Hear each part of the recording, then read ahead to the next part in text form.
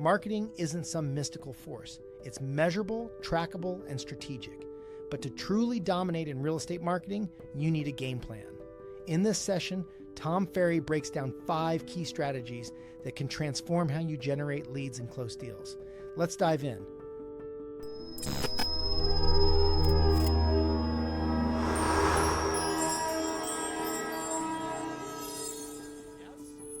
So here's the 5 things. Number 1, he said, have only one outcome for everything you do. Have only one outcome for everything you do. I said, what do you mean? He said, Tom, I live in Santa Monica, California. Jack Batone, who's in this room, he said, I know Jack, right? I know all the top agents. They all market to my house. And he says, every one of them sends me a postcard that looks like this. Look at all my reviews. I can help you buy. I can help you sell. Here's some information about the schools. And here's 9 more things. And here's my phone number 43 times and a photo that doesn't look like me. Is that a really strong, simple message, or could it be slightly confusing? What do you guys think? What do you guys think? Here's the note he said. In summary, this is kind of my email back to you, is sell one, sell hard. Sell one, sell hard. And I'm going to go deeper with you on this. But Hank, when I say sell one, sell hard, if I'm sending out an email, what is the outcome of the email? What action do I want them to take? Do I want them to like my Facebook page so I can work with them there? Do I want them to register to be a part of my real estate VIP newsletter? Do I want them to book a listing appointment? Do I want them to call me? What do I want them to do? And the great mistake, and listen, watch this, guys. Everyone raise your hands. Everyone raise your hands. Raise both hands, because it's that bad. Every one of you confuses the shit out of your customers. Can I explain? Can I explain? Can I explain? Ready? Call me. Or you can visit me online, or you can connect with me on social. Which one do you want me to do? Which one? When we have too many options, what do? So when you have too many options, you do nothing. But when you send your marketing message out, you confuse them with all these options and you wonder why no one calls. Let me give you a little insight. One of my very, very, very close friends is a man named Ken Carey, and you would not know him directly, but I promise you, if you've watched television in the last 29 years and you ever heard this, but wait, there's more. He produced about 25 to 30 infomercials a year. If you ever bought the banjo fishing rod, he did that. If you did the alien wedge, he did that. If you got 1-800 hooked on phonics, A, B, C, D, E, F, G, that was the very first infomercial he ever wrote, produced, and directed. I'm talking with Ken because, we're friends and we're pals. I just saw his wife, a couple days ago at dinner, hanging out. Bill Mitchell, my mentor, is her father. So we're hanging out. And I'm looking at these people and thinking, they spend millions and millions and millions of dollars every single day trying to convince people to take action. That's what they do. Television, 30-second spot, 60-second spot, 22-minute spot, full-blown 1-hour infomercials, the whole 9 yards. And you know what, Jill? I'm talking to Ken one day and he says, let me give you a little insight. That 800 number, no one ever calls. I was like, well, why do you put it there? He goes, I don't know. We put it there. I said, well, what do they all do? He goes, they all go to what? They all go to the website, every single one of them. I said, so what are you guys doing? He goes, I'll give you an example. So Andrew, he would say, we'd run a 30-second spot or a 30-minute spot, and he would say, and if you call in the next 5 minutes, we're going to give you, and he said, we used to get 10,000 phone calls. Now we get 100 phone calls, and we get 500,000 people that go to the website. Sound like your world, my friends? You would like those numbers, but that's the game. Do you track, as an example, every time something goes out? Do you watch on Google Analytics what happens to your website? Yes or no? Yes or no? Oh, so let me get this straight. Who has ever sent a mailer out ever in their life? Do you know the day it hits? Have you ever had this experience? I sent out these mailers and no one ever called. Who's ever had that experience besides me? But if you're watching the day that it hits, like on my laptop, I open it up and there's an entire just all things Google, and I sit there and go, oh, it's Tuesday, the Tom Ferry show is about to go. And I watch my daily average of people on my website go, let's just say 30 to like 350, like that. Is that good, yes or no? Should you be watching the same thing? But see, the game, my friends, the game is you're trying to sell too much. Do one thing, make one request, and allow them to do that. My friend Ken Carey said, Stephen, it's very simple. They all go to the website now. So your website better convert, huh? Your website now becomes the sales vehicle, the 24-hour day, 7-day week sales machine that does everything you want it to do and more. So that's number one. Number two, ready? If your marketing is trying to do everything, it's probably doing nothing. Too many messages, too many calls to action. This confuses your audience. Instead, every ad, email, or post should have a single clear goal. Whether it's booking an appointment, collecting an email, or driving a website visit, make sure there's only one ask. Number two, he said to me, very simple, you have to track everything. Everything. So Summer, when you send those beautiful emails, here's what I want to know. Let's do email just for a second. You ready? So everybody write down, who sends out emails? I don't mean like, hey Larry, I mean you got 393 emails and you send them an open house invitation. You send them, here's your newsletter, here's this stuff. Do you track open rates, yes or no? Yes or no? Guys, there's 5,000 people in this room and God only knows how many people are on the live cast.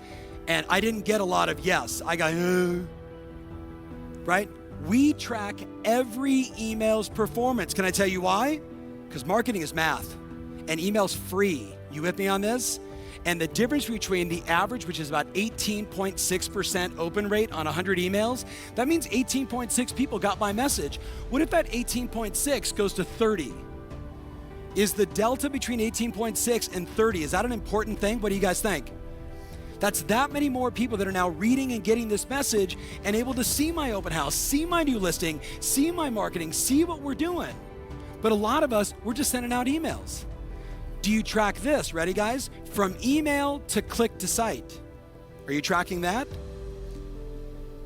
From email to click to the site, right? So they open up the email. I got 18.6 or 30% or 40% or whatever your number is. But then how many then open it up and take the action?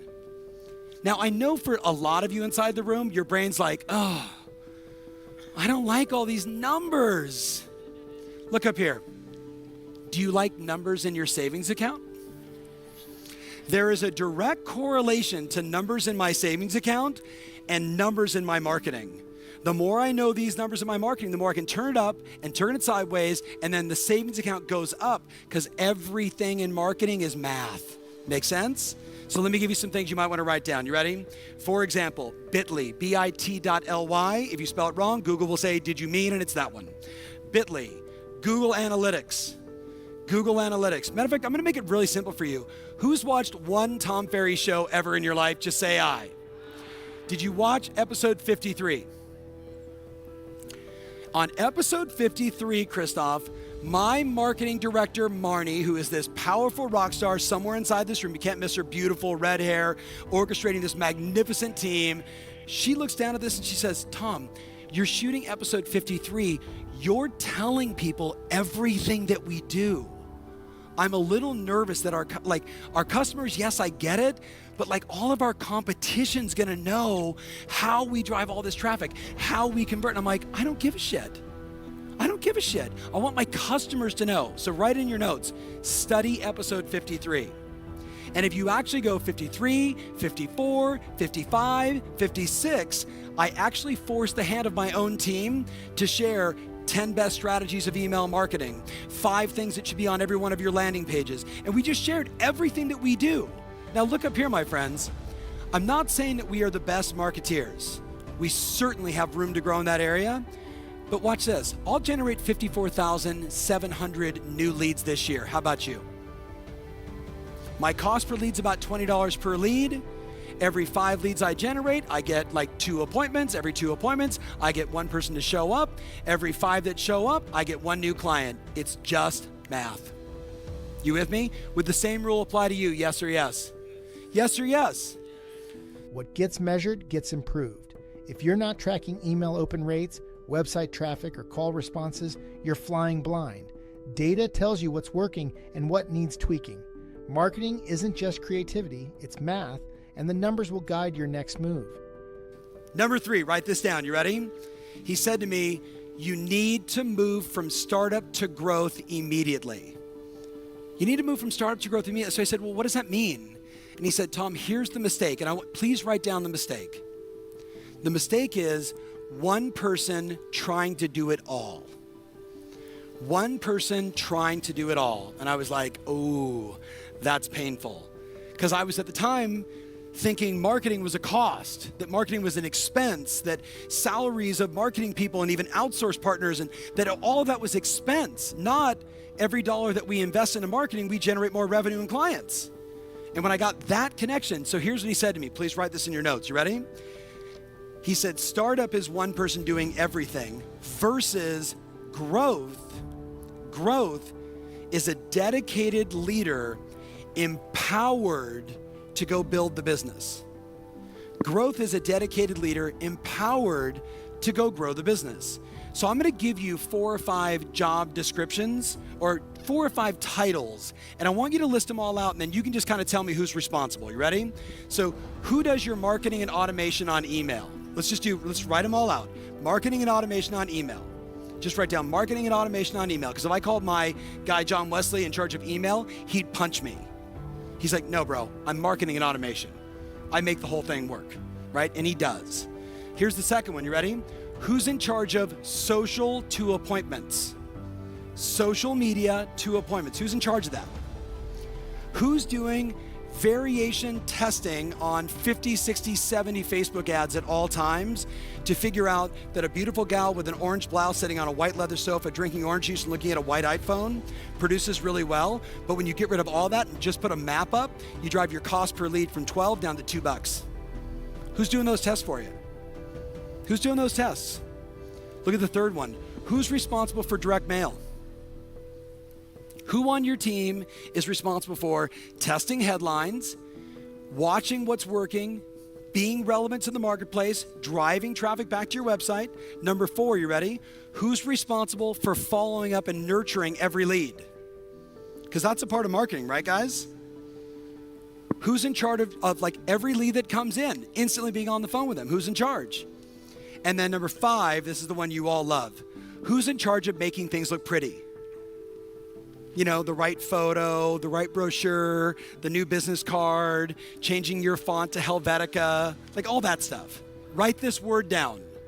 Outsource. Outsource to experts. Outsource to people that they make their livelihood on producing results.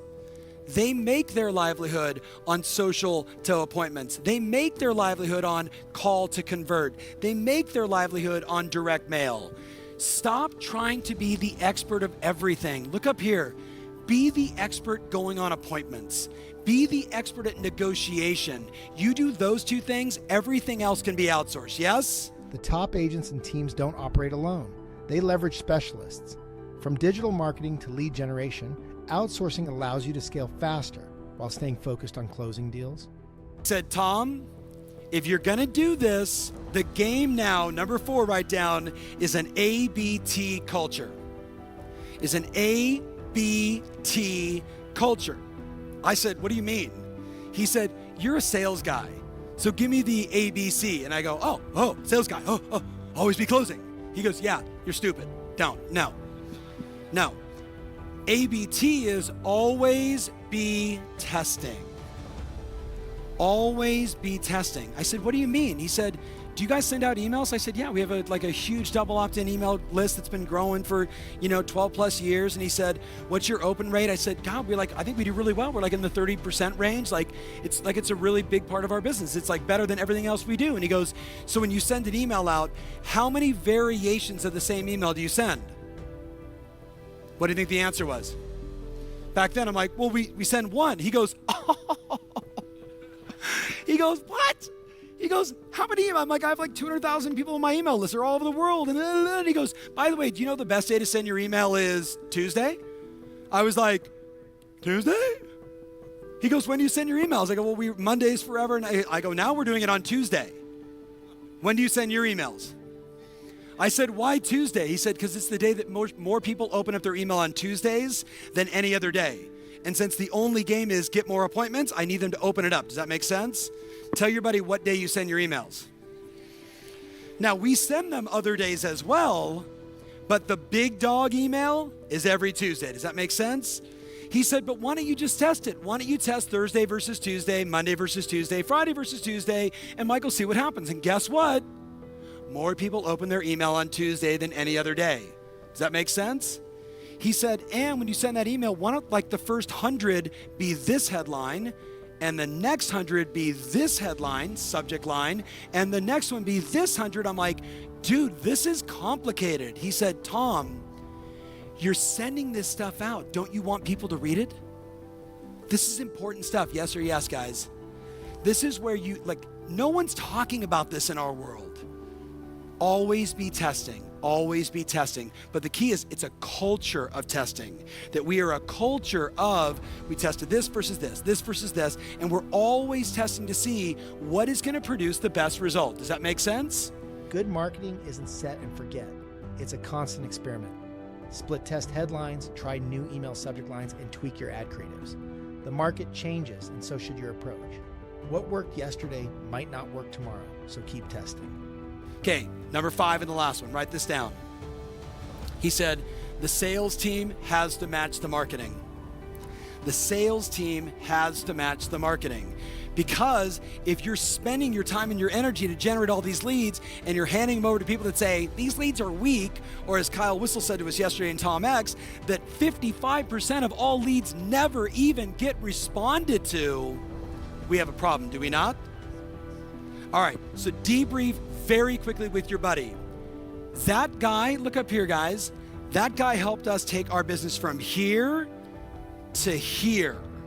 And it used to just be, and now it's, with a lab coat and math and numbers. You with me on this? And the lab coat, math, and numbers allows me to do, only when I want. A great marketing strategy means nothing if your sales team can't convert. The way people buy homes today isn't the same as it was 5 or even 2 years ago. Your team needs to be trained, adaptable, and aligned with the market's expectations, because leads are only valuable if they turn into closings.